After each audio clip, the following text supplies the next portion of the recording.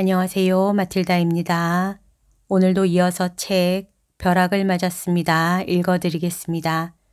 지금부터 시작합니다. 둘째 계명, 하느님의 이름을 함부로 부르지 마라. 그 소리가 이제 둘째 계명으로 저를 꾸짖을 때였습니다.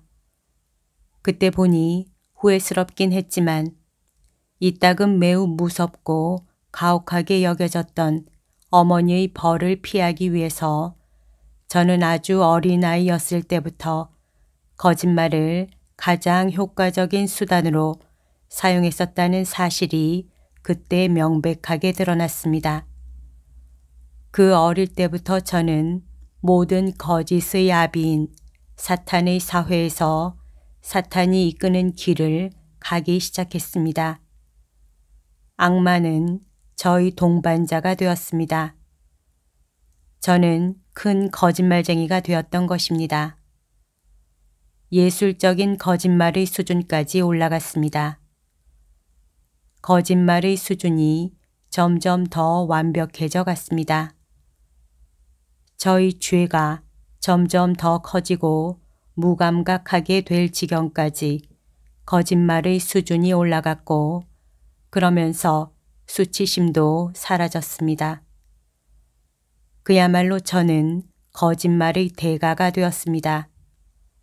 거짓말의 강도는 점점 더 심해졌고 제 머리 꼭대기에 있었습니다. 마찬가지로 빚도 늘어났습니다. 저는 성인이나 주님의 이름을 걸거나 성물을 두고 거짓말을 하는데 완벽했습니다. 저희 어머니는 하느님께 대한 믿음이 강했습니다. 어머니에게 주님의 이름은 매우 거룩하고 경외해야 할 대상이었습니다. 그런데 그 생각이 제 머리를 스쳤을 때 그것이 제게 아주 유용한 무기가 될 것이라는 생각이 들었습니다. 그래서 저는 말 그대로 어머니를 제 손에 쥐고 주물렀습니다. 사소한 일에서도 거짓말을 완벽하게 하기 위해서 저는 하느님께 맹세하기 시작했습니다. 저는 하느님의 이름을 그냥 아무런 가책 없이 입에 올렸습니다. 예를 들면 어머니에게 이런 말을 자주 했습니다. 엄마, 사랑하는 그리스도께 맹세하건대 엄마, 하느님의 이름을 걸고 맹세하는데 그것은 확실해요. 그리고 이런 그럴싸한 거짓말로 어머니한테 받아야 할 벌을 용케 피했습니다. 저 자신이 대단하게 느껴졌던 그런 거짓말과 크고 작은 잘못들, 그런 쓰레기 같은 일을 위해 저는 지극히 거룩하신 하느님의 이름을 오용했습니다. 제가 얼마나 지독한 죄의 수렁과 오물 속으로 하느님을 끌어 넣었는지 여러분은 상상할 수 없을 정도입니다. 주님을 사랑하는 모든 형제 자매님들, 제 말에 귀를 기울여 주십시오. 지금 제가 전하는 것은 제가 직접 죽음의 체험을 통해서 보고 들은 것입니다. 우리가 입으로 그처럼 경솔하게 생각 없이 내뱉는 길고 짧은 말들은 결코 그냥 바람에 의해 사라지지 않으며 결코 그냥 허공으로 흩어져 없어지지 않습니다. 그렇습니다.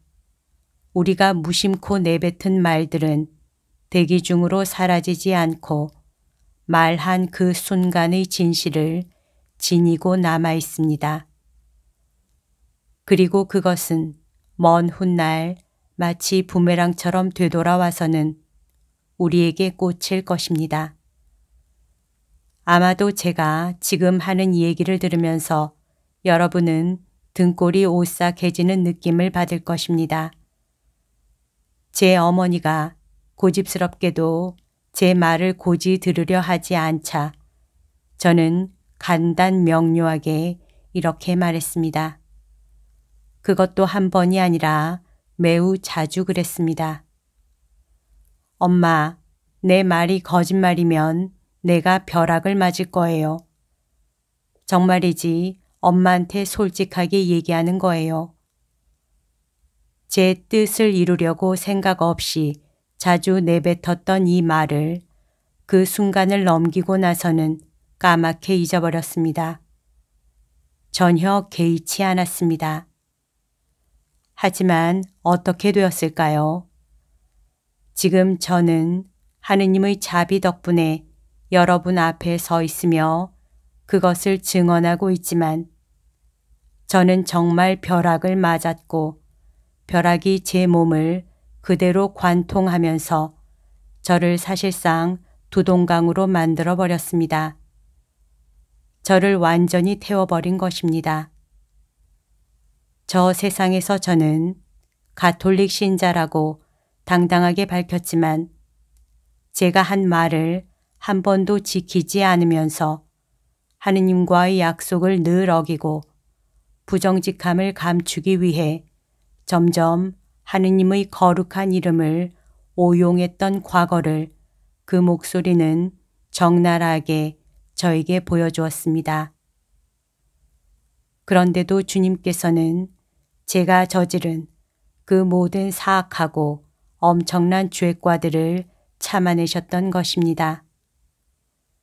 저는 그 사실을 깨닫고는 깊은 감동을 받았습니다. 동시에 모든 피조물이 간곡한 청원과 공경의 표시로 그분 앞에서 바닥에 엎드려 있는 모습을 보고 감명을 받았습니다.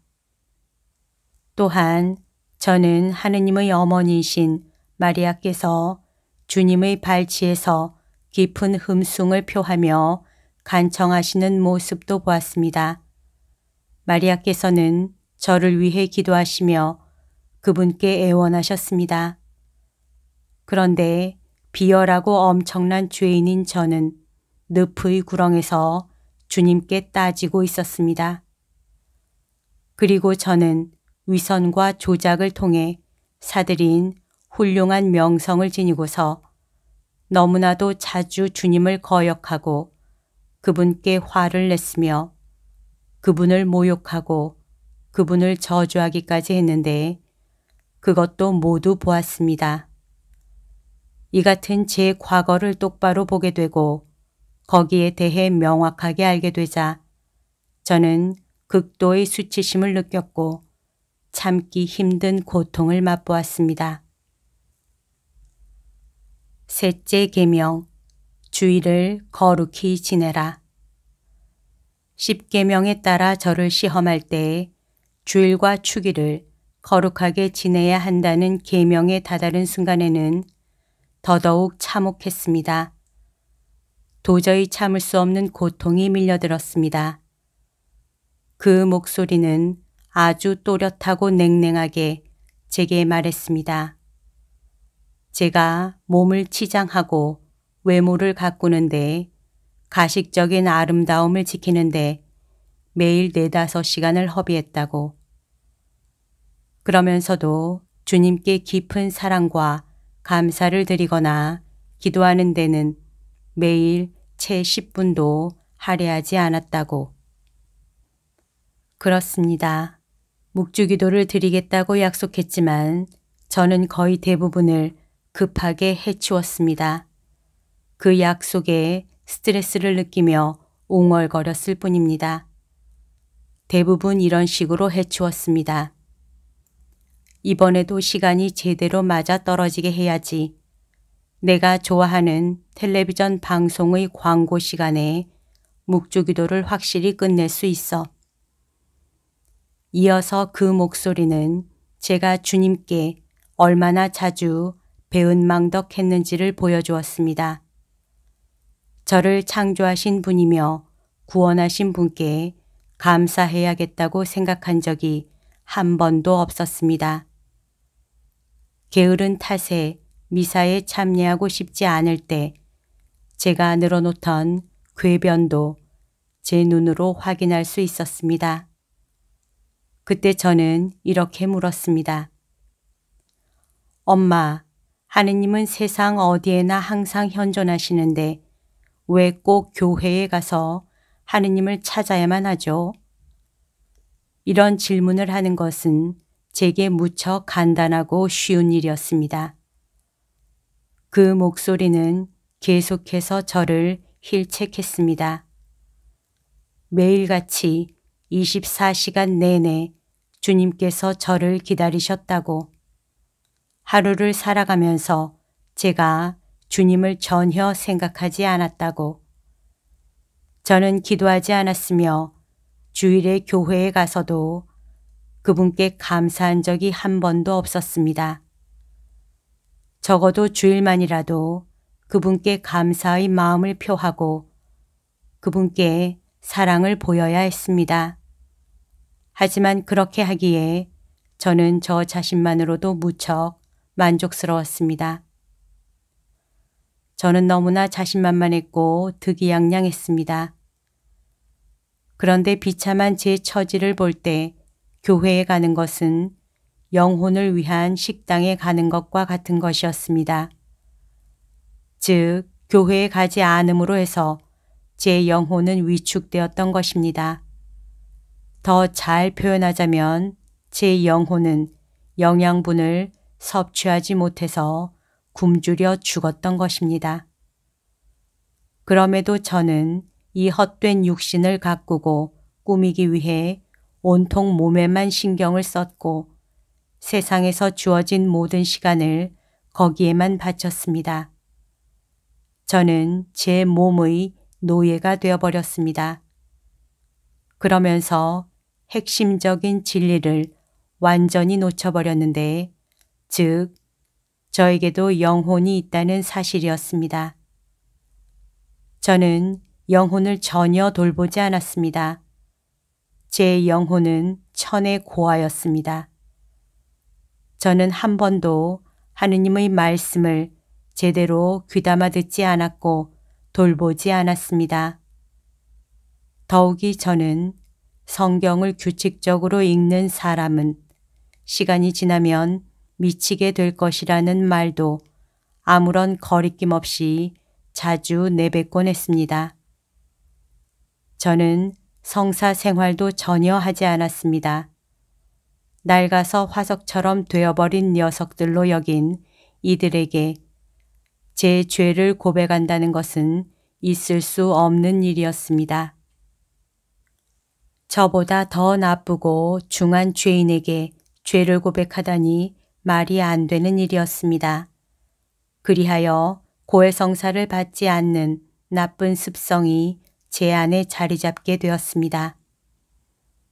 사악한 거짓말쟁이이며 분열을 일으키는 자인 악마가 저를 고해성사로부터 멀어지게 했던 것입니다. 이렇게 사탄 혹은 악마는 제 영혼의 정화와 구원을 방해했습니다.